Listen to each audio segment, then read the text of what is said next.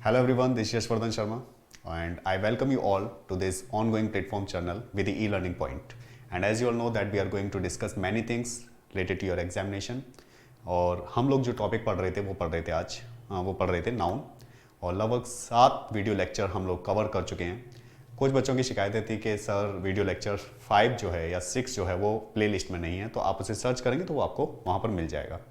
Last time हम लोग जो टॉपिक डिस्कस कर रहे थे उसमें आप लोग पढ़ रहे थे पजेसिव केस के बारे में, तो कुछ बातें जो पजेसिव केस में रह गई हैं आज वो हम कवर करेंगे।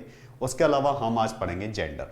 तो नाउन में 3 ही पार्ट होते हैं आपके, नंबर, केस और जेंडर। तो नंबर हम लोग कवर कर चुके हैं, केस चल रहा था जिसमें हमने काफ़ी बातें कवर की लास्ट टाइम। आप लोगों ने अगर वो वीडियो नहीं देखा तो प्लीज़ वो वीडियो देखिए। उसके बाद हम आगे आज पढ़ने वाले हैं केसेस में। चलिए शुरुआत करते हैं। तो आज एक बहुत ही अच्छा जो टॉपिक चल रहा है आपका केस, इसके लिए आप लोगों ने थोड़ा सा पुरानी जो वीडियो है वो थोड़ी आपको देखनी पड़ेगी, क्योंकि जब आप पुरानी वीडियो देखेंगे, मतलब इससे पहले जो लास्ट टाइम हमने बनाई है वो वीडियो आप देख कर आएंगे तो चीज़ें ज़्यादा समझ पाएंगे आपके। चलिए शुरुआत करते हैं। टॉपिक था आपका नाउन। नाउन और नाउन में हम लोग पढ़ रहे थे केस, और केस में भी हम लोग पढ़ रहे थे epistrophe with S. Epistrophe with S. Epistrophe with S हम लोग कवर कर रहे थे पजेसिव केस में। एपिस्ट्रॉफी एस की अगर हमने बात करें तो एपिस्ट्रॉफी एस में क्या होता है, ये जो आता है वो किसके लिए आता है, रिलेशन दिखाने के लिए आता है, और ये आता है का की के सेंस में। क्लियर? तो ये हम लोग कवर कर रहे थे एपिस्ट्रॉफी कहाँ आता है, हम लोगों ने ये भी डिस्कस किया। लिविंग के साथ होता है, नॉन लिविंग के साथ इसका यूज नहीं होता। इसके अलावा जितने भी आपके time, distance, amount, period, weight वगैरह इन सब के लिए होता है। पर्सोनिफाइड ऑब्जेक्ट्स के लिए एपिस्ट्रॉफी एस का यूज़ किया जाता है। तो बहुत सारी चीज़ें हम लोगों ने कवर की। आज हम इसमें थोड़ा आगे पढ़ेंगे, कैसे यूज़ करना है, क्या यूज़ करना है, वो सारी बातें। तो जो बातें रह गई वो आप आज पढ़ोगे। तो आज का जो कॉन्सेप्ट है आपका वो है dual epistrophe. Epistrophe with s can't be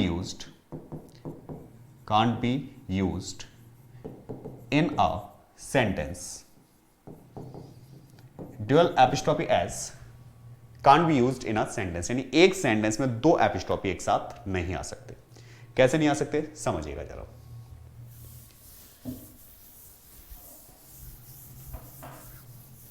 चलिए समझते हैं 2 एपिस्ट्रॉफी कैसे नहीं आ सकते।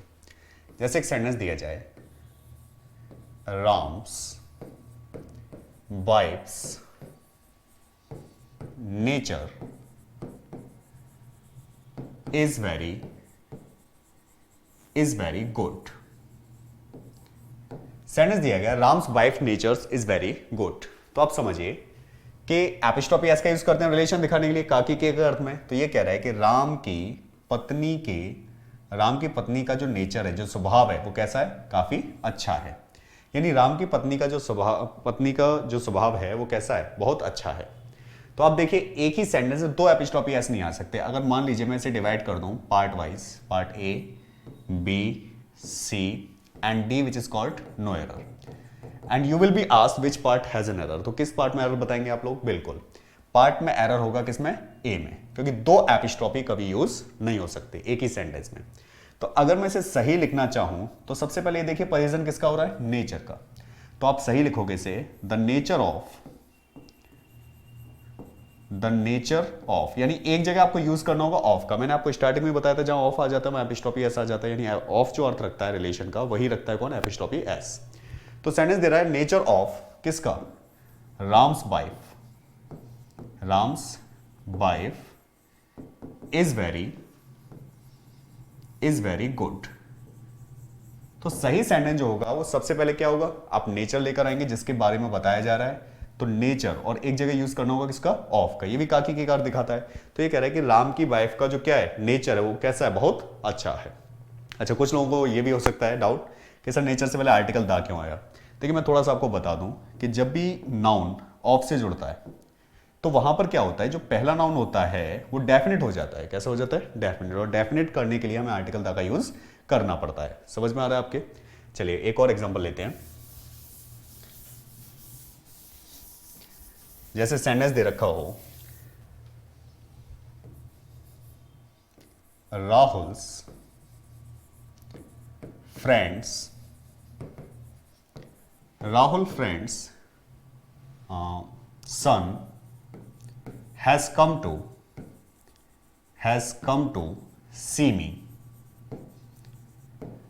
Rahul's friend son has come to see me, Rahul के मित्र का पुत्र मुझे मिलने आया है। तो आप एक बात समझिए, आप लोगों को अभी मैंने आपको बताया कि एपिस्ट्रोफी जो यूज होता है वो डबल एपिस्ट्रोफी यूज नहीं हो सकता। तो डबल एपिस्ट्रोफी यूज नहीं हो सकता तो इसका मतलब अगर मैं इसे सेंटेंस में डिवाइड कर दूं पार्ट्स में, part A B C D which is called no error, तो आप बता सकते हो किस पार्ट में एरर है। आप कहेंगे सर पार्ट ए में एरर है। अब क्या एरर है? जो सही सेंटेंस होना चाहिए वो होना चाहिए जिसके बारे में आप पोजीशन बता रहे हो। तो ये हो जाएगा द सन ऑफ किसका लड़का है? राहुल के मित्र का। तो son of Rahul's friend, the son of Rahul's friend has come to see me, has come to see me. समझ पा रहे हैं आप बात को? यानी अगर आपको डबल एपिस्ट्रोफी की बात करें, अगर एग्जाम में दे दे तो एक एपिस्ट्रोफी आएगा और एक आएगा प्रेपोजिशन ऑफ। क्लियर? आगे समझते हैं, एक एग्जांपल और लेते हैं।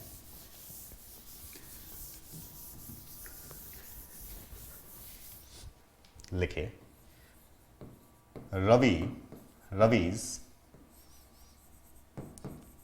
Fathers car is beautiful to look at. Ravi's father's car is beautiful to look at, मतलब रवि के पिता की गाड़ी कैसी है? देखने में सुंदर है। तो आप देखिए यहां पर डबल एपिस्ट्रोफी ऐसा आ रहा है, तो आप कर क्या सकते हैं इसे? अगर सही करना चाहें तो जब आप इसे सही करेंगे तो आप पोजीशन किसका दिखा रहे हो? कार का। तो पहले इसको लेकर आओ, तो ये हो जाएगा the car of Ravi's father, the car of Ravi's father is beautiful to look at,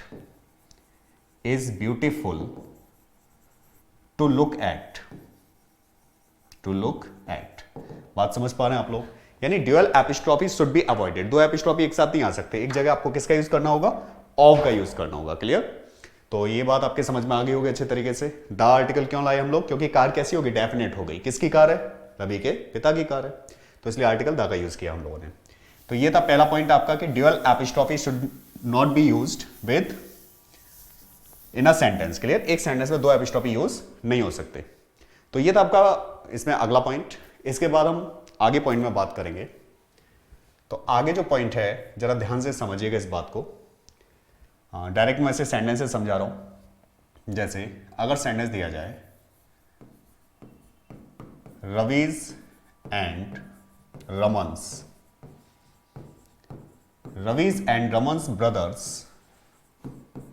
brothers have met मी,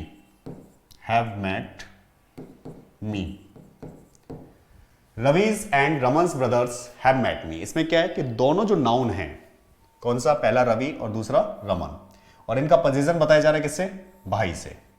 इसका मतलब यह होगा कि if apostrophe is used with each noun both have the position of different nouns. जैसे अगर हम बात करें यहां पर कि रवि और रमन दो अलग अलग नाम है, और अगर पोजीशन की बात करें तो इनके भाई जो हैं वो मुझे मिले। तो आप एक बात समझिए, अगर एपिस्ट्रोफी एस का यूज रवि में भी लगा हुआ है और किसमें लगा हुआ है? रमन्स में भी लगा हुआ है, तो इसका मतलब ये हुआ बोथ हैव डिफरेंट ब्रदर्स, यानी रमन के भाई अलग होंगे और रवि के भाई अलग होंगे। अगर रमन और रवि के भाई अलग अलग हुए तो कम से कम कितने भाई हुए? दो भाई हुए, और दो भाई हुए तो यहां पर जो नाउन होना चाहिए वो कैसा आना चाहिए? प्लूरल आएगा।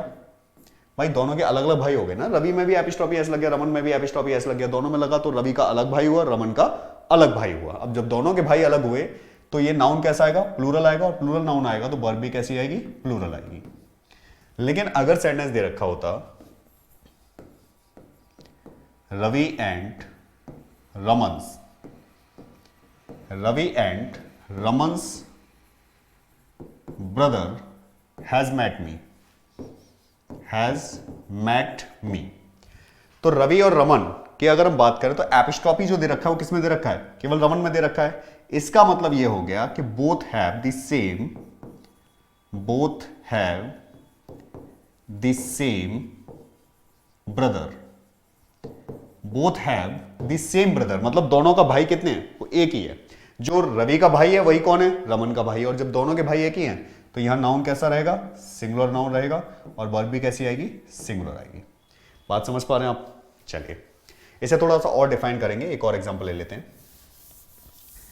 अच्छा एक बात बताइए, अभी मैंने आपको बताया कि एक सेंटेंस में दो एपिस्ट्रॉफी नहीं आ सकते, लेकिन देखिए इसमें एपिस्ट्रॉफी दो आ रहे हैं जो हमने इससे पहले लिखा था रवीज एंड राहुल से। ऐसे एक एग्जांपल लेता हूं,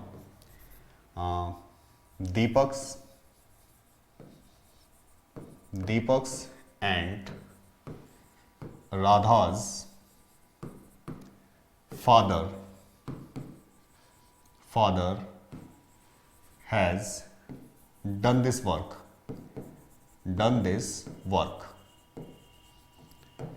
दीपक and Radha's father has done this work। Clear? अगर मैं इसे डिवाइड कर दूं पार्ट में, part A, part B, part C and part D which is called no error. Clear? आप लोगों को पता है। तो अब एक बात समझिए, अगर मैं इसमें से एरर फाइंड आउट कराऊं तो कुछ लोगों के दिमाग में ये आ सकता है कि सर इसमें एरर जो होता है पार्ट ए में भी हो सकता है। मान लीजिए दीपक में से एपिस्ट्रॉफी ऐसा हटा दें तो ए में भी हो जाएगा, लेकिन आपको ऐसा करना नहीं है, क्योंकि हम लोगों को कभी कभी एग्जाम के एस्पेक्ट से चलना पड़ता है कि एग्जामिनर हमसे क्या चाहता है। क्योंकि अगर हम बात करें से सही को कर सकते हैं हम लोग, लेकिन ये यहां तो गलत नहीं है ना, आ सकता है दोनों में एपिस्ट्रॉफी एस। अच्छा कुछ जो मैं पहले बता रहा था आपको कि एक सेंटेंस में दो एपिस्ट्रॉफी नहीं आ सकते, उसमें और इसमें अंतर क्या है? उसमें और इसमें अंतर है कंजंक्शन एंड का। उसमें एंड नहीं था, जैसे हम बता रहे थे राहुल्स फ्रेंड्स सन, तो उसमें एंड नहीं था, क्योंकि उसमें क्या था कि जब एंड नहीं था तो वो एपिस्ट्रॉफी जो आ रहा था वो लगातार आ रहा था। यहां पर किससे जुड़ा हुआ है? एंड से जुड़ा हुआ है। क्लियर? याद रखिएगा। तो दो आ सकते हैं भाई। एंड का मतलब क्या होता है? Joining words are called conjunction. या तो वर्ड को ज्वाइन करे या सेंटेंस को ज्वाइन करे, तो दो सेंटेंस को जोड़ सकता है, दो वर्ड को जोड़ सकता है, तो ये अलग अलग वर्ड है, इसलिए एपिस्ट्रॉफी एस का यूज आप कर सकते हो। तो अगर मैं ये कहता हूं कि दीपक का भाई और राधा का, तो इसका मतलब ये हुआ कि एपिस्ट्रॉफी एस इसमें भी लगा है और एपिस्ट्रॉफी एस इसमें भी लगा है। इसका मतलब ये हो गया कि दीपक का भाई अलग हो गया और राधा का भाई अलग हो गया। दीपक के पिता अलग हो गए और राधा के पिता अलग हो गए। और जब पिता अलग हो गए तो यहां पर जो पिता आने चाहिए वो कैसे आने चाहिए? प्लूरल आने चाहिए। भाई दो हो गए अलग अलग, तो यहां क्या आएगा? फादर्स आएगा और यहां क्या आएगा? हैव आएगा। समझ पा रहे हैं बात? लेकिन अगर यही सेंटेंस इस तरीके से दिया होता,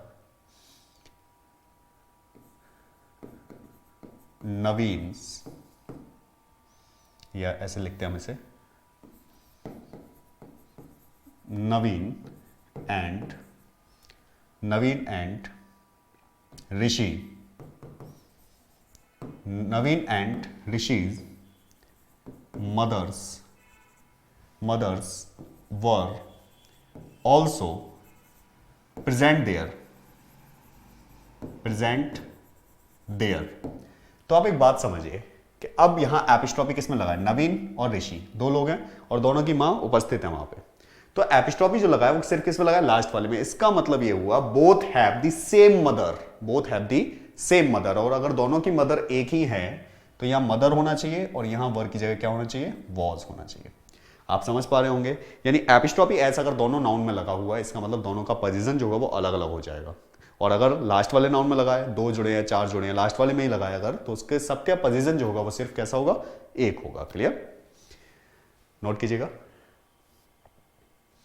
ये बात आपके समझ में आ गई होगी। अच्छा एक बात जो मैं आपको समझाना चाह रहा था, जैसे समझिए, इसे टेक्निकल तरीके से समझिएगा क्योंकि ये थोड़ी सी ध्यान से समझने वाली बात है।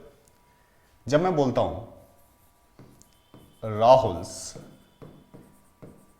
And Raman's fathers have met me। Clear? Rahul के और रमन के पिता मुझे मिले हैं। तो यहां तो कोई दिक्कत नहीं है भाई, पिता हैं अलग अलग हो सकते हैं तो प्लूरल नाउन आएगा। क्लियर? लेकिन अगर मैं ये बोलता हूं रवीज एंड राहुल्स, ऐसे ऐसे ना लिखे, Ravi and Rahul's brother has met me, और एक सेंटेंस बोला जाए Ravi and Rahul's brothers have met me।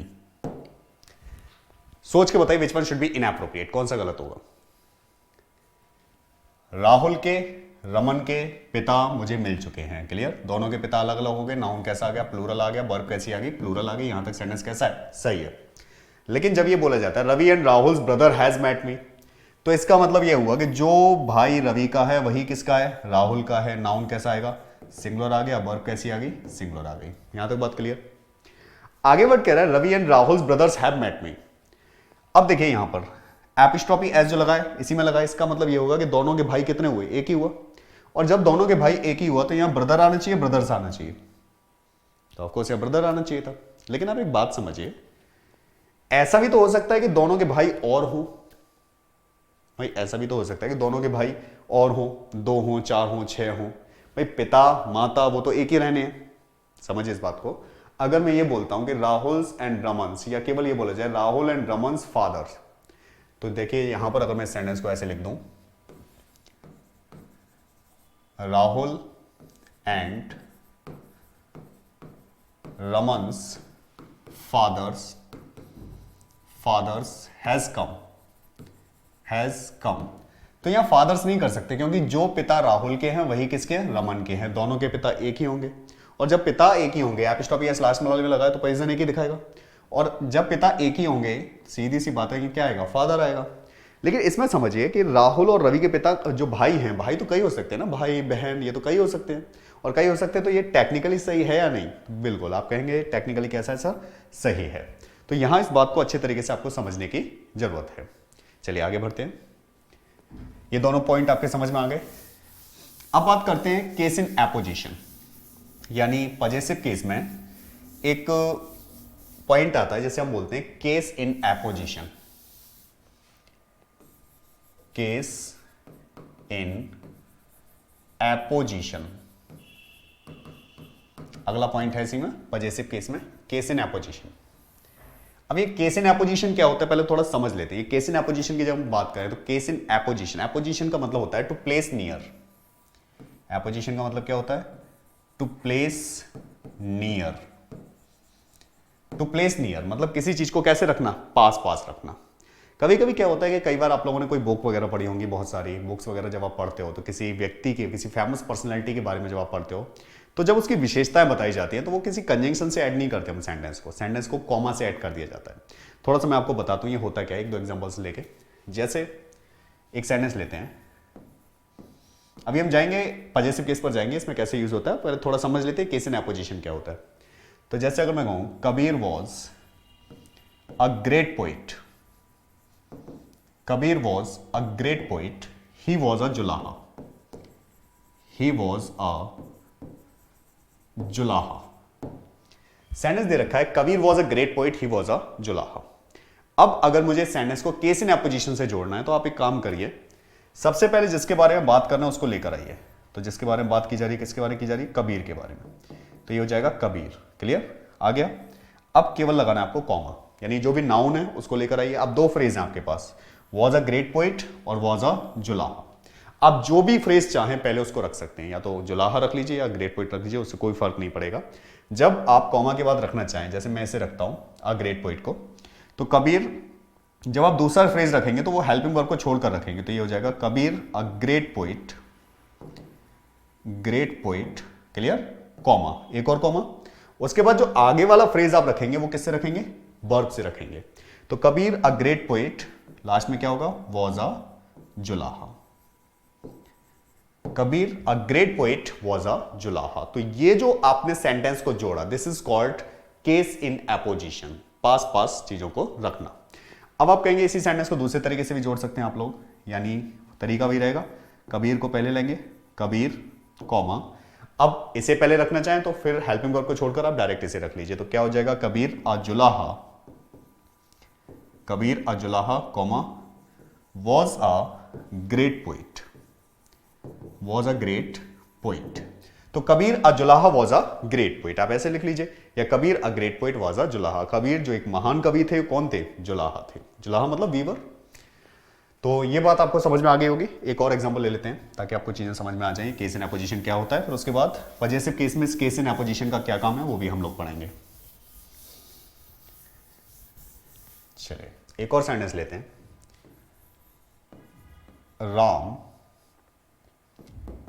Is a teacher. Ram कौन है? एक टीचर है।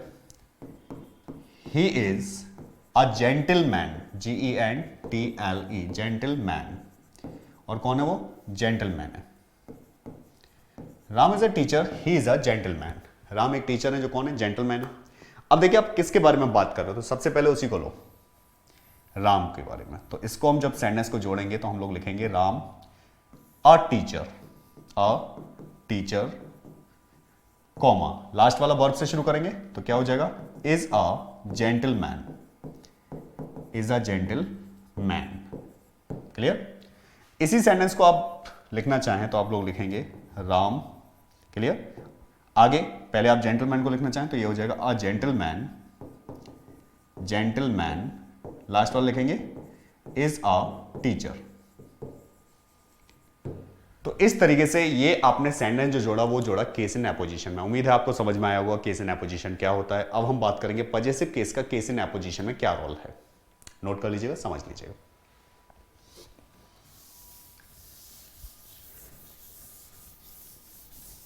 देखिए जब भी आप पजेसिव केस इन एपोजिशन में यूज करेंगे, यानी एपिस्ट्रॉफी जब आप केस इन एपोजिशन में लगाएंगे तो वो लास्ट वाले एलिमेंट में लगना चाहिए। जैसे अगर मैं कहूं Raman, possessive case in apposition,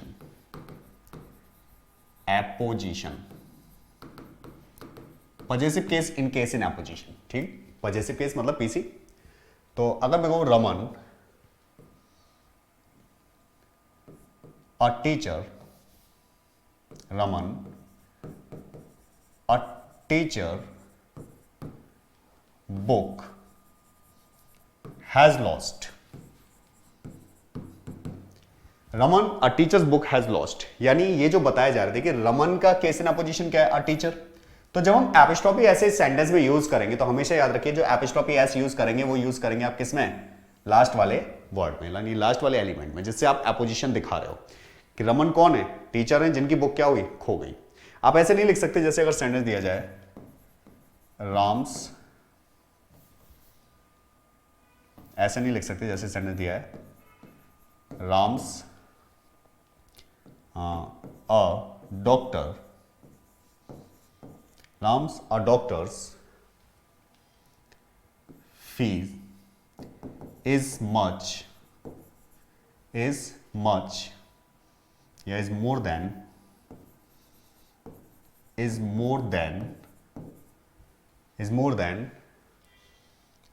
usual, is more than usual। Clear? तो Ram's doctor's fees is more than usual. Ram जो डॉक्टर है उनकी फीस जो है वो कैसी है? यूजुअल से थोड़ी सी कैसी है? महंगी है। Clear? Then that of usual ऐसे लिख लीजिए या फिर ऐसे लिख लीजिए Ram's a doctor fee, FEE है ये, fee is much higher than others, much higher than others, ऐसे लिख लीजिए। क्लियर? तो अगर आपसे पूछा जाता है कि बताओ भाई एरर क्या है, पार्ट A, B, C, तो आप बता सकते हो ना क्या एरर है? राम कौन है? एक डॉक्टर है, पोजीशन बताया जा रहा हो। जब पोजीशन बताया जा रहा हो तो जो एपिस्ट्रॉफी ऐसा आना चाहिए वो कहां आना चाहिए? पोजीशन में आना चाहिए, क्योंकि पोजीशन किससे बता रहे हो? फीस से। तो राम का डॉक्टर के साथ केस इन एपोजिशन और उसके साथ पोजीशन जो बता रहे हो किसका बता रहे हो? फीस का। तो फीस किसकी? राम जो कौन है? डॉक्टर है, उनकी फीस जो है बहुत हायर है, ज्यादा है किससे? अन्य डॉक्टर से। समझ में आया होगा आपके? तो जो एपिस्ट्रॉफी एस लगता है वो इस वाले नाउन में ना लगकर जिससे आप पोजीशन बता रहे हो उससे लगता है। क्लियर? एक और एग्जांपल लेते हैं।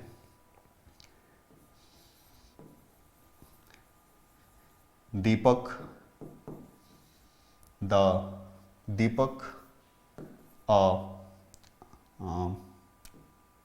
soldier, Deepak a soldier's nature is very good।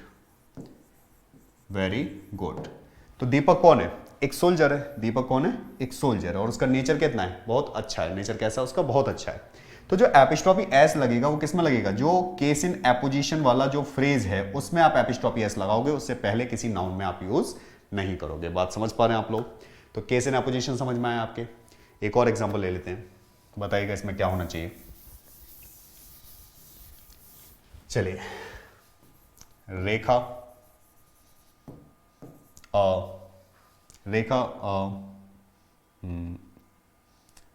Milkmaid, Rekha a milkmaid's behavior is not good। Clear? इस तरीके से आ जाए, या ये आ जाए रेखा मिल्कमेड, यहां तक क्लियर। और ये मिल्कमेड रेखाज बिहेवियर, ऐसे दे दे, Rekha's milkmaid behaviour is not good. तो आप देखिए यहां पर जो एपिस्ट्रॉफी एस आना चाहिए वो कहां आना चाहिए, यहां नहीं आएगा, जिससे आप पोजीशन बता रहे हो वहां पर आएगा। बात समझ पा रहे हो आप लोग? तो एपिस्ट्रॉफी एस जो आता है वो केस इन एपोजिशन में हमेशा, जिससे आप एपोजिशन दिखा रहे हो, जिस फ्रेज से एपोजिशन दिखा रहे हो उसमें लगता है। चलिए, समझ में आ गया होगा आपके? यहां समझ में ना आए पूछ जरूर लीजिएगा। तो एक तो ये पॉइंट था। चलिए थोड़ा सा आगे बढ़ते हैं। एक बात और याद रखिएगा, जैसे पॉजिटिव केस की बात करें या एपिस्ट्रॉफी विद एस की बात करें, तो अगला पॉइंट है आपका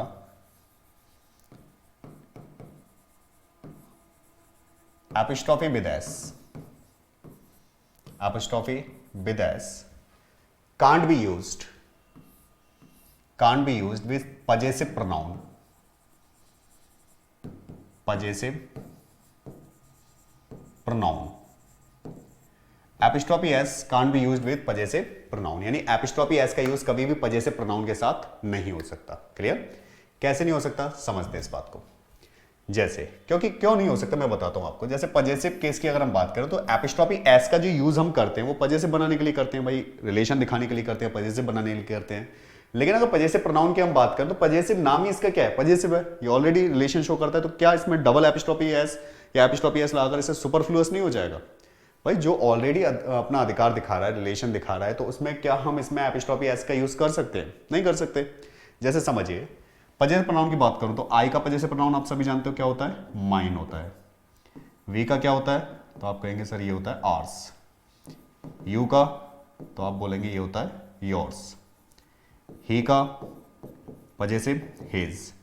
शी का तो ये हो जाएगा हर्स।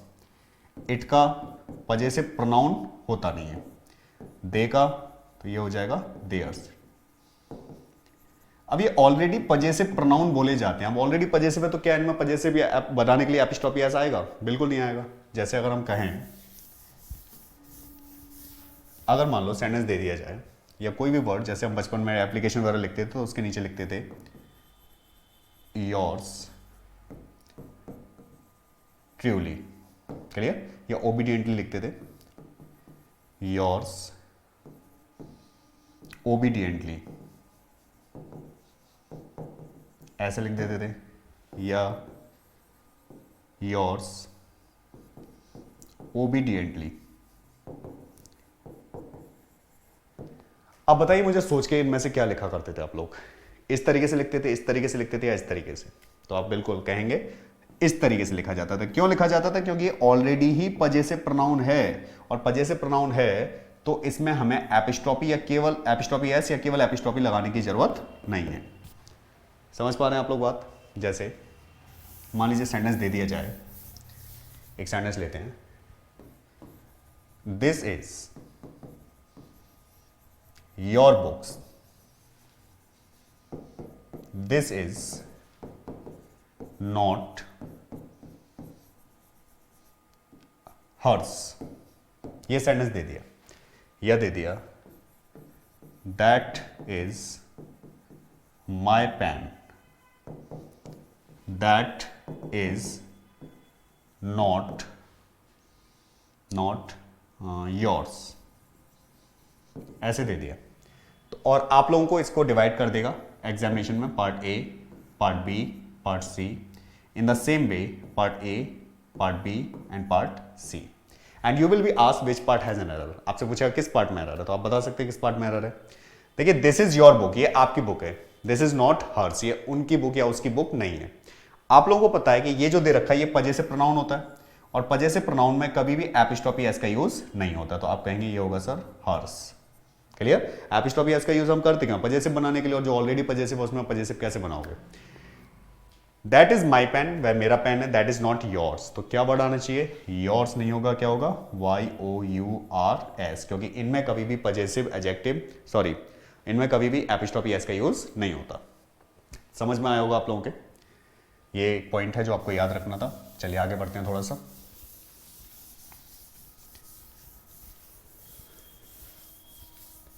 देखिए समझिए, अब हम बात करते हैं अगले पॉइंट की। तो अगला पॉइंट है आपका इनडेफिनेट प्रोनाउन। इसी में हम पढ़ रहे हैं इनडेफिनेट प्रोनाउन के बारे में। आप सभी जानते हो इनडेफिनेट प्रोनाउन कैसे होते हैं। इनडेफिनेट प्रोनाउन वे प्रोनाउन होते हैं जिनका सफिक्स जो होता है, इनका सफिक्स जो होता है या तो लास्ट में वन होगा, या बडी होगा, या क्या होगा, थिंग्स होगा। अब आप लोगों को इससे काम है यहां पर वन और बडी से। तो इंडेफिनिट प्रोनाउन की अगर हम बात करें तो इनमें हम एपिस्ट्रोफी लगा सकते हैं, जैसे सेंटेंस हो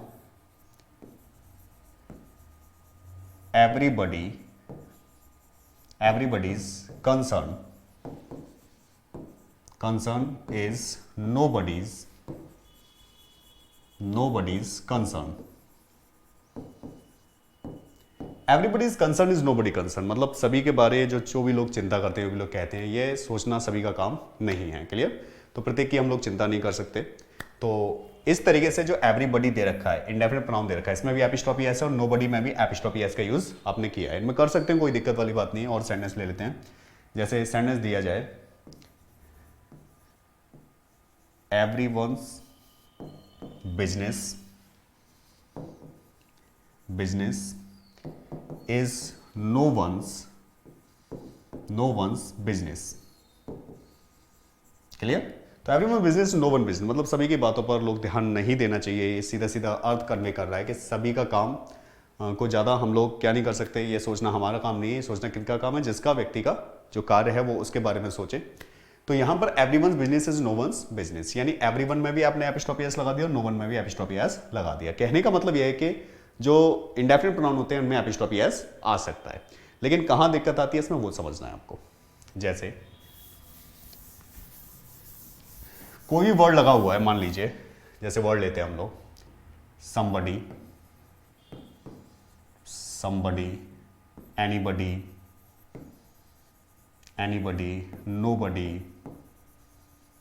nobody, someone, anyone, no one, इस तरीके से everybody, everyone, these all are indefinite pronoun। इसके अलावा समथिंग, एनीथिंग, नथिंग वगैरह, लेकिन वो नॉन लिविंग होते हैं तो एपिस्ट्रोफी एस लगाने की आपको आवश्यकता नहीं है। तो ये जितने भी आप वर्ड देख रहे हो, अगर इनके साथ एक एडवर्ब दे रखा है एल्स का मतलब जानते हो आप, सभी अन्य होता है। अगर इनके साथ एल्स दे रखा है, देखिए हिजिंग साउंड आ रहा है एल्स में भी, लेकिन हिजिंग साउंड आते हुए भी आप एपिस्ट्रोफी एस का यूज करोगे, यानी जो एल्स है इसमें एपिस्ट्रोफी एस का यूज किया जाएगा। एपिस्ट्रोफी विद एस जो आएगा वो इसमें आएगा, यानी जो एपिस्ट्रोफी एस अगर इनके साथ एल्स लगा हुआ तो एपिस्ट्रोफी एस जो आएगा वो किसमें आएगा, एल्स के साथ लगेगा। क्लियर? नोट कीजिए, समझते हैं।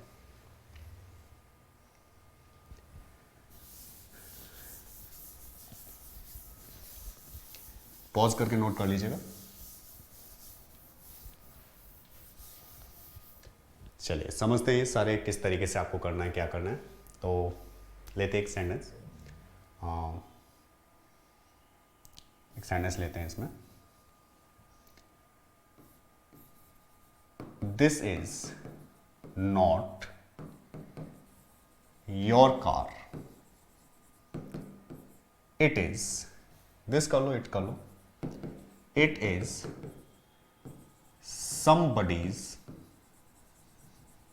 somebody's else।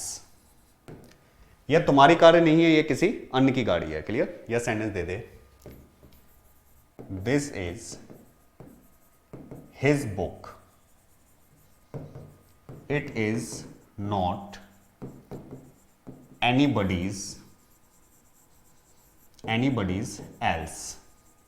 ये उसकी बुक है, किसी अन्य की बुक नहीं है।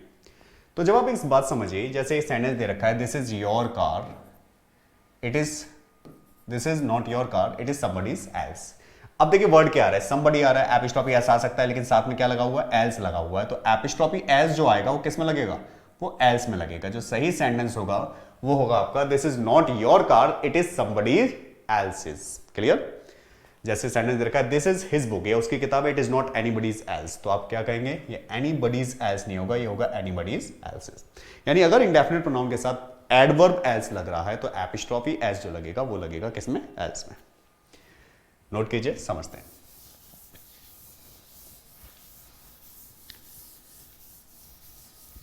आज ये टॉपिक फिनिश हो जाएगा आपका। अगला पॉइंट लेते हैं। अगला पॉइंट इसमें आप लोगों को पता है कि जो सब्जेक्ट का काम करता है, प्रोनाउन की अगर हम बात करें तो सब्जेक्ट का काम कौन करता है, हु करता है। इसके ऑब्जेक्ट का काम कौन करता है, तो आप कहेंगे सर हु का जो ऑब्जेक्ट होगा वो होगा हूम। इसके पजेसिव केस का काम कौन करता है, तो आप कहेंगे जो पजेसिव केस होगा उसका वो होगा हुज। बात समझ में आ रही है आपके? जैसे अगर मैं कहूं, एक सेंटेंस लो,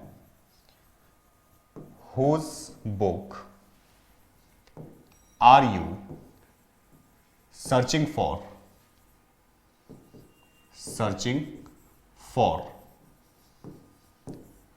सेंटेंस है whose book are you searching for. Clear? आप किसकी बुक ढूंढ रहे हैं। देखिए एक छोटी सी बात समझिए, दो वर्ड होते हैं, जैसे एक तो होता है इट्स और एक होता है इट्स।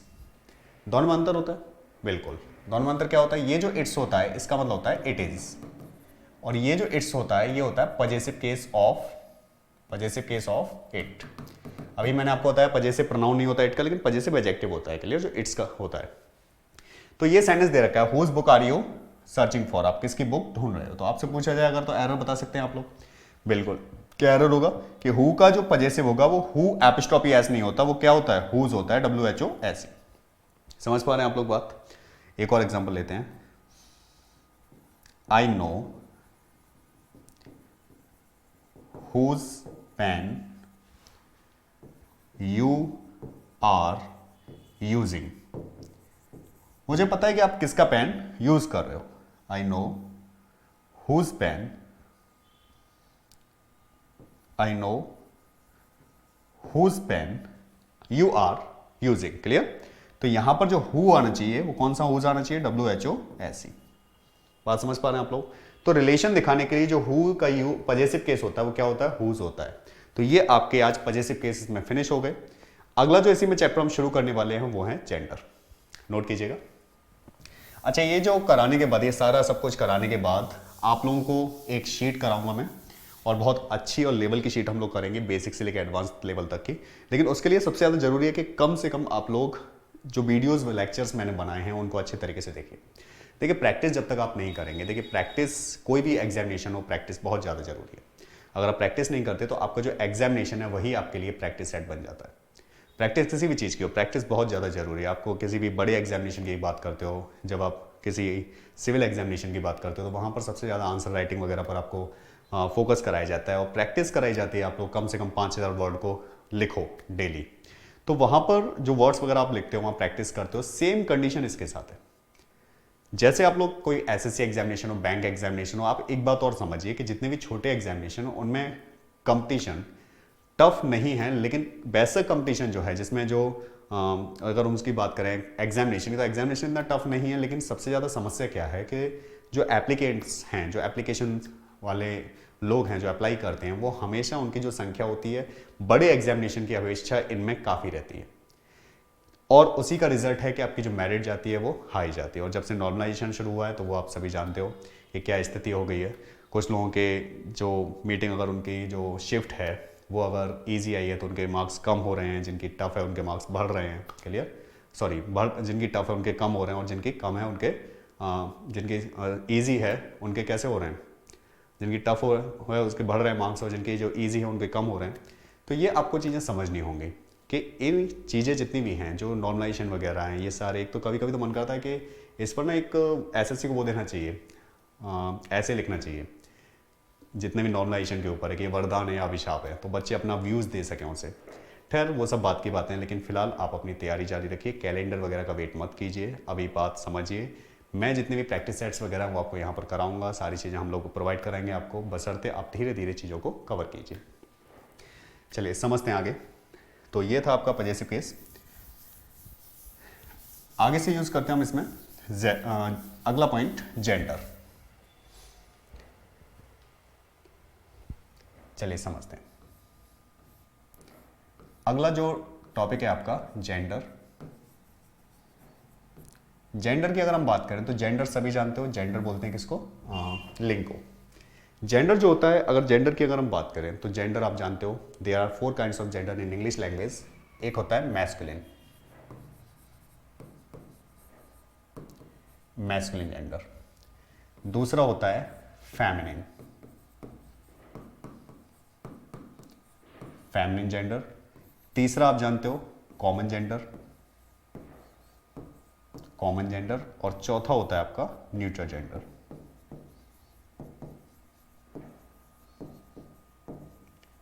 चलिए समझते हैं। Masculine genders represent male sex, किसको रिप्रेजेंट करता है, मेल को। फेमिनिन फीमेल को। इसी तरीके से common gender male and female दोनों को। और अगर हम बात करें न्यूट्रल जेंडर की तो ये होता है आपका नॉन लिविंग के लिए, नॉन लिविंग थिंग्स। तो जानते हैं आप लोग there are 4 kinds of genders, clear. पहले जेंडर की बात करें तो पहला होता है मैस्कुलिन। मैस्कुलिन रिप्रेजेंट करता है किसको, मेल को। तो मैस्कुलिन की अगर हम बात करें तो मेल को रिप्रेजेंट करता है, और मेल में जैसे कोई भी दे रखा है बॉय, क्लियर। इसके अलावा फादर, फादर, पावर भी इसी में आता है,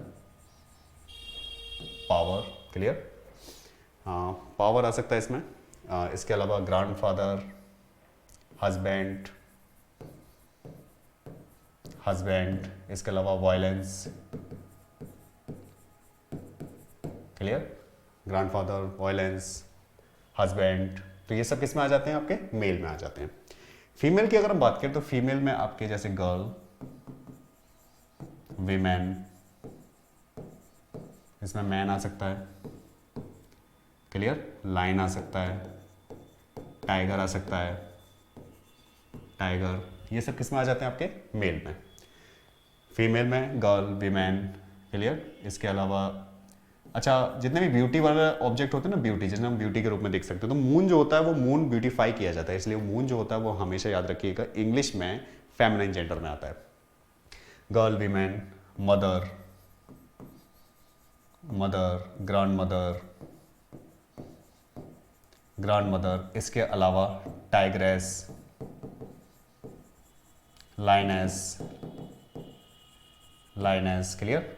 यू, EWE, यू होता है भेड़, बिक्सन, ये सब किस में आ जाते हैं आपके फेमिनिन में आ जाते हैं। बात करें अगर कॉमन जेंडर की तो कॉमन जेंडर में आ जाते हैं आपके जैसे doctor,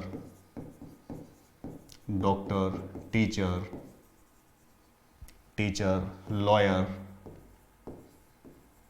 lawyer, student, student. These all are common noun, जो मेल और फीमेल कोई भी हो सकता है। बात करें अगर न्यूट्रल जेंडर की तो न्यूट्रल जेंडर आता है किसमें, नॉन लिविंग के लिए। नॉन लिविंग में जैसे pen, board, clear, marker, shoes, bag, these all are neutral gender. तो basically there are 4 kinds of gender. Masculine male को रिप्रेजेंट करता है, फेमिनिन फीमेल को रिप्रेजेंट करता है, कॉमन मेल फीमेल दोनों को रिप्रेजेंट करता है, न्यूट्रल जेंडर रिप्रेजेंट करता है नॉन लिविंग को, क्लियर। वॉच वगैरह कुछ भी हो सकता है, watch. So these all are neutral gender. तो ये आपको समझना है कि ये 4 प्रकार के इसमें जेंडर होते हैं। कुछ बातें बेसिक समझ लेते हैं, उसके बाद जाएंगे आगे।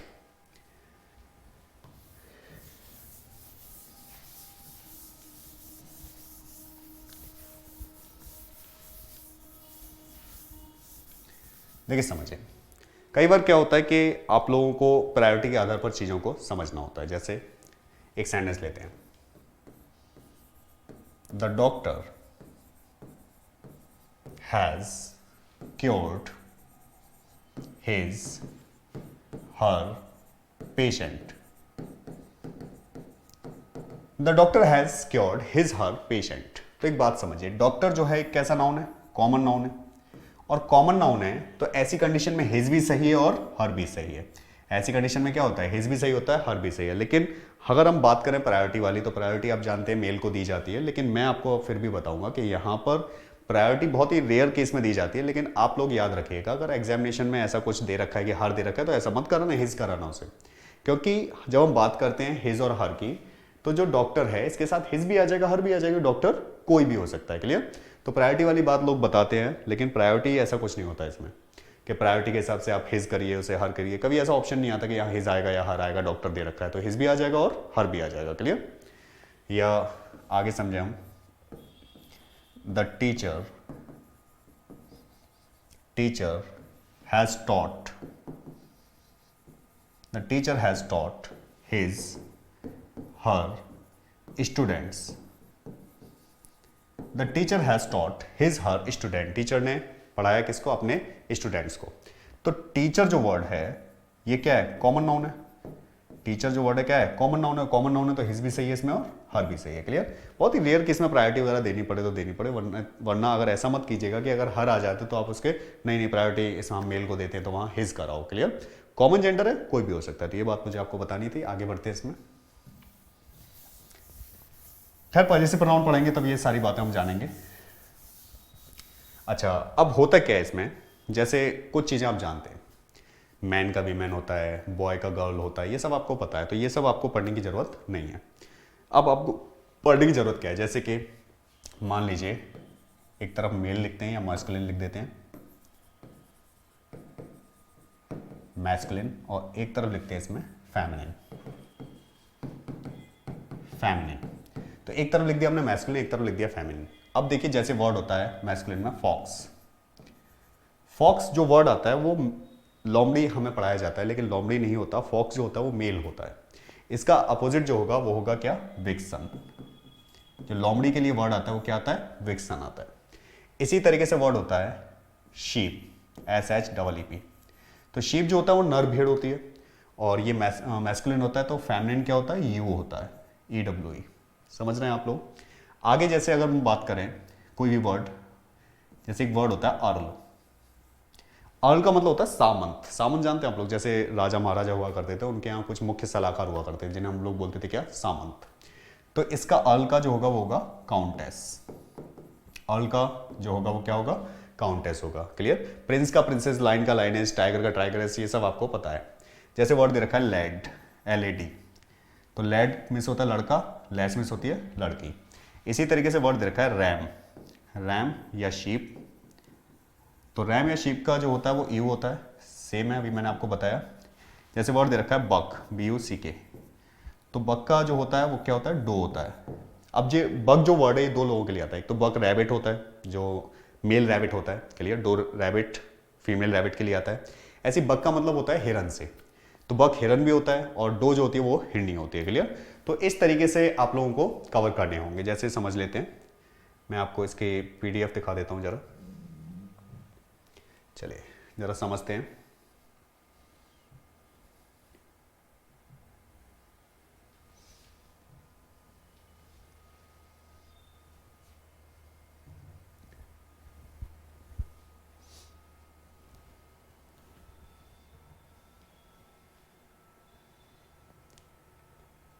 ये है, अब देखिए कुछ वर्ड ऐसे हैं इसमें, जैसे वर्ड है मेयर, लास्ट में क्या आ रहा है, OR आ रहा है। अब OR कुछ वर्ड ऐसे होते हैं जिनमें ESS लगकर उसका फेमिनिन जेंडर बनाया जाता है। स्क्रीनशॉट ले लीजिएगा। जैसे मेयर का बनेगा, क्या बनेगा, मेयरेस बनेगा। ज्यादातर जैसे एक्टर हो तो एक्ट्रेस बन जाता, क्लियर, ACTOR, तो ACTRESS। तो ये आपको याद रखना है कि कौन सा जेंडर क्या लगकर उसमें बनेगा। वर्ड दिया पोइट, तो पोइट का क्या बन जाएगा, पोइटेस बन जाएगा, ESS वाले ये सारे। ट्यूटर का ट्यूटरेस बन जाएगा। शेपर्ड का शेपर्डेस बन जाएगा। जियांट दानव को बोलते हैं, तो अपोजिट क्या हो जाएगा, जियांटेस। जैसे गॉड का जो फेमिनाइन होगा वो क्या होगा, गॉडेस होगा। इसी तरीके से वर्ड है एयर, इसे एयर पढ़ते हैं, तो एयर का मतलब होता है उत्तराधिकारी, तो इसका फेमिनाइन जो हो जाएगा वो क्या हो जाएगा, एयरएस हो जाएगा। आगे प्रीस्ट जानते हैं हम लोग, पुजारी को बोलते हैं, तो प्रीस्टेस हो जाएगा। तो ये वो वर्ड है जिनमें ई डबल एस लगता है। आगे बढ़ते हैं, जैसे अगला वर्ड है मैन सर्वेंट। तो मैन सर्वेंट का अगर आपको फेमिनिन बताया जाता है तो मैन सर्वेंट का होगा maid servant. Washerman, washer women हो जाएगा, क्लियर। आगे वर्ड है बक रैबिट, तो मैंने अभी आपको बताया डो रैबिट हो जाएगा। आगे ब्रदर इन लॉ, तो सिस्टर इन लॉ इसका हो जाएगा ही बियर, शी बियर हो जाएगा, क्लियर, भालू के लिए आता है। बुल काफ, तो क्या हो जाएगा काउ काफ। आगे बढ़ते हैं, गधे के लिए वर्ड आता है जैक आस, तो क्या हो जाएगा इसका जेनियास। आगे वर्ड है हेड मास्टर, तो हेड मिस्ट्रेस, जैसे मास्टर अगर दे रखा है तो क्या होता है उसका मिस्ट्रेस होता है, फेमिनाइन। मिल्कमैन का मिल्कमेड, पोस्ट मास्टर का पोस्ट मिस्ट्रेस हो जाएगा। पिकॉक का हो जाएगा पी हैन। इसके अलावा लैंडलॉर्ड की बात करें तो ये हो जाएगा land lady. Father in law, mother in law हो जाएगा, स्टेप फादर, स्टेप मदर, ये आपको पता है, बेसिक से है। आगे बढ़ते हैं, अगला है ही गॉट, तो क्या हो जाएगा शी गॉट हो जाएगा। कॉक स्पैरो, तो हैन स्पैरो। डॉग वोल्फ, तो विच वोल्फ। स्टेप ब्रदर, तो स्टेप सिस्टर। ग्रैंडसन, तो ग्रैंड डॉटर। अगला वर्ड है एडमिनिस्ट्रेटर। एडमिनिस्ट्रेटर जानते हैं आप लोग, एडमिनिस्ट्रेटर प्रशासक को बोलते हैं, तो एडमिनिस्ट्रेट्रिक्स हो जाएगा। एग्जीक्यूटर, एग्जीक्यूटर होता है जो चीजों को क्या करता है, कैरी आउट करता है, क्रियाओं का शुरुआत करता है, क्लियर, एग्जीक्यूट करता है, तो उसे बोलते हैं एग्जीक्यूट्रिक्स हो जाएगा। लैड अभी बंदे बताया लड़का, तो लैस हो जाएगा। प्रोसिक्यूटर, प्रोसिक्यूट्रिक्स हो जाएगा वकील के लिए। सुल्तान का जो हो जाएगा वो फेमिनिन हो जाएगा सुल्ताना। इसी तरीके से बोर पिक के लिए आता है तो इसका फेमिनिन हो जाएगा सो, SOW। आगे वर्ड कह रहा है इसमें ब्रदर, तो ब्रदर का अपोजिट सिस्टर। कोल्ट बछड़े को बोलते हैं, तो फिली क्या हो जाएगा बछिया हो जाएगा। डॉग का बेच हो जाएगा, बक का डो हो जाएगा, बक यहाँ हिरन से है तो हिरनी हो जाएगा। अर्ल अभी मैंने आपको बताया सामंत, तो ये हो जाएगा काउंटेस। मॉन्क का नन हो जाएगा। गैंडर का गूज हो जाएगा, और इसका प्लूरल बनेगा गीज। गीज होती है कलहंस चिड़िया, क्लियर, कलहंस चिड़िया को बोलते हैं ये। हार्ट हिरन को बोलते हैं, तो रो हो जाएगा इसका। आगे बढ़ते हैं, अगला दे रखा है हॉर्स, तो हॉर्स का जो होगा वो होगा मेयर। किंग का क्वीन हो जाएगा। मैन का विमेन हो जाएगा। मिस्टर का मिस हो जाएगा। शीप का यू हो जाएगा, अभी मैंने बताया आपको। सन का डॉटर, अंकल का आंट, एंड फॉक्स का विक्सन हो जाएगा, क्लियर। ऑक्स का प्लूरल जो होता है वो ऑक्सन होता है, लेकिन ऑक्स का फेमिनिन होगा क्या, काउ। अगला वर्ड है जार, इसे जार पढ़ते हैं, सी साइलेंट रहता है इसमें, तो जार का हो जाएगा जेरीना। हीरो का हीरोइन। टेस्टर का टेस्ट्रिक्स। बैचलर का हो जाएगा मेड। बैचलर का मेड के अलावा स्पिनिस्टर भी हो जाएगा, SPINISTER, SPINISTER। तो मेड होता है कुंवारी के लिए आता है, one who is not married. और स्पिनिस्टर जो होता है an old women who is not married, जो बूढ़ी महिला जिसने शादी ना की हो, दैट इज स्पिनिस्टर, SPINISTER। तो ये भी हो जाएगा इसमें। बॉय का गर्ल हो जाएगा। कॉक का हैन हो जाएगा, क्लियर, याद रखिएगा। अगला वर्ड है ड्रैक। ड्रैक होता है डक का प्लूरल, जैसे बी का होता है ड्रोन, ऐसे डक, जैसे बी होती है मधुमक्खी, तो उसका जो फेमिनाइन मैस्कुलिन होता है वो क्या होता है, ड्रोन होता है। तो ऐसे ड्रैक का जो बनेगा वो क्या बनेगा, डक बनेगा, फेमिनाइन। ड्रोन दे रखा है इसमें। बीज मधुमक्खी, क्लियर। बुल का काउ हो जाएगा। फादर का मदर। ब्राइड ग्रूम दूल्हे को बोलते हैं, ब्राइड दुल्हन हो जाएगी। जेंटलमैन का हो जाएगा लेडी, और ही का शी, हस्बैंड का वाइफ। आफ्टर दैट लॉर्ड का लेडी हो जाएगा, जैसे लैंड लॉर्ड बोलते हैं तो लैंड लेडी हो जाता है, फेमिनाइन। मेल का हो जाएगा फीमेल। नेफ्यू का नीस। आफ्टर दैट सर का मैडम या डैम। और विजार्ड जानते हैं आप लोग, जादूगर को बोलते हैं, इसका हो जाएगा विच। तो ये सारे वर्ड हैं जो आपको एग्जामिनेशन के एस्पेक्ट से याद रखने हैं। अब कुछ बातें और रह जाती हैं इसमें बताने को, जैसे मैं थोड़ा सा क्लियर कर दूं।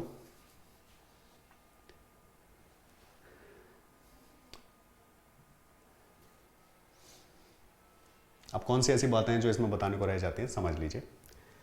जैसे आपको बताया जाता है कि जितने भी वर्ड होते हैं जिनमें हम लोग बात करते हैं किसी फिजिकल कैरेक्टरिस्टिक्स की, फिजिकल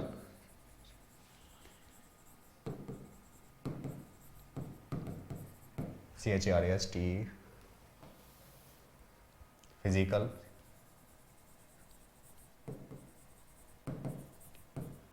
कैरेक्टरिस्टिक्स।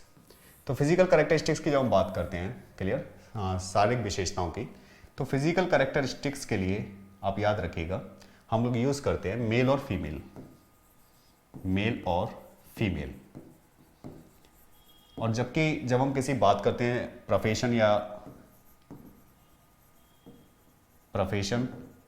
या टाइटल्स की, तो वहां पर आप हमेशा यूज करोगे man and women,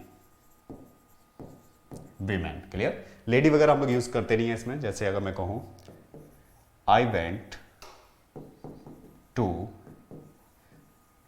your college, I went to your college and met the lady teacher, the lady teacher. I went to your college and met the lady teacher, या female teacher. तो female teacher और lady teacher कहना क्या होगा, गलत होगा, क्योंकि profession के लिए हम लोग यूज करते हैं मैन और विमेन। तो सही सेंटेंस क्या होगा, I went to your college and met the women teacher, women teacher, क्योंकि टीचर इज अ प्रोफेशन और प्रोफेशन के लिए आप यूज करोगे मैन और विमेन, ना कि लेडी या फीमेल। जैसे कुछ और एग्जांपल लेते हैं,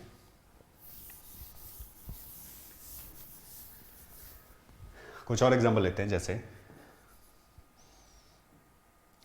I have bought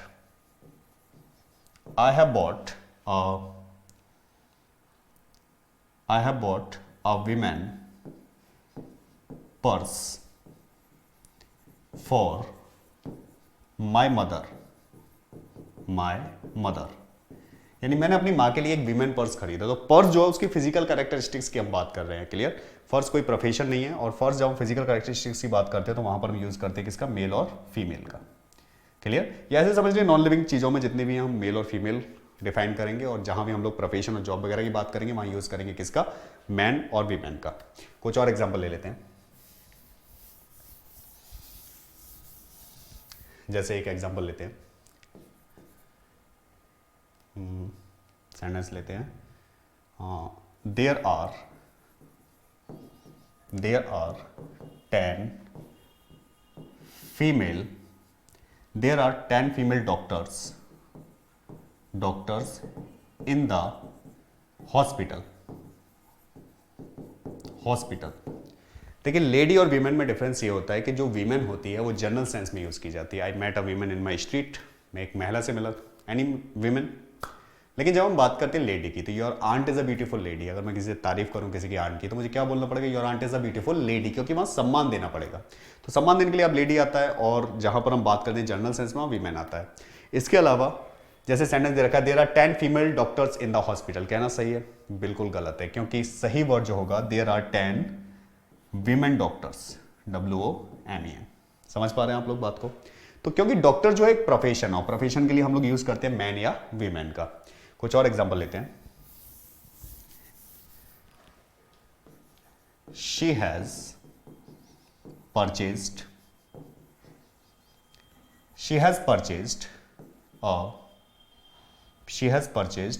a pair of lady shoes। She has purchased a pair of lady shoes। उसने क्या खरीदा, एक जोड़ा खरीदा लेडी शूज का। अब एक बात समझिए, शूज जो है इसके लिए आप लेडी लगा सकते हैं, वीमेन लगा सकते हैं, नहीं लगा सकते। अच्छा कभी आपने सुना भी होगा मैन शूज, तो मैन शूज कुछ इस तरीके से लिखा होगा, मैन शूज। ऐसा नहीं कर सकते आपके मैन शूज कर दो, मैन शूज, क्योंकि अगर आपने मैन शूज कर दिया तो यहां पर मैन नहीं, क्या आएगा, मेल शूज। फिजिकल कैरेक्टरिस्टिक्स बताने के लिए क्या आता है, मेल आता है। सेंटेंस कह रहा है she has purchased a pair of lady shoes. तो अगर इसमें से मैं एरर पूछूं आप लोगों से कि एरर बताइए क्या है, तो आप कहेंगे सर एरर होगा सी पार्ट में, या लेडी नहीं आएगा, क्योंकि फिजिकल कैरेक्टरिस्टिक्स की बात हो रही है, इसलिए क्या आएगा, फीमेल आएगा। बात समझ पा रहे हैं आप लोग। अब एक और एग्जांपल ले लेते हैं, जैसे एक सेंटेंस लेते हैं,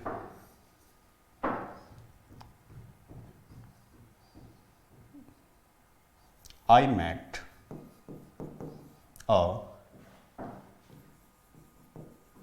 women soldier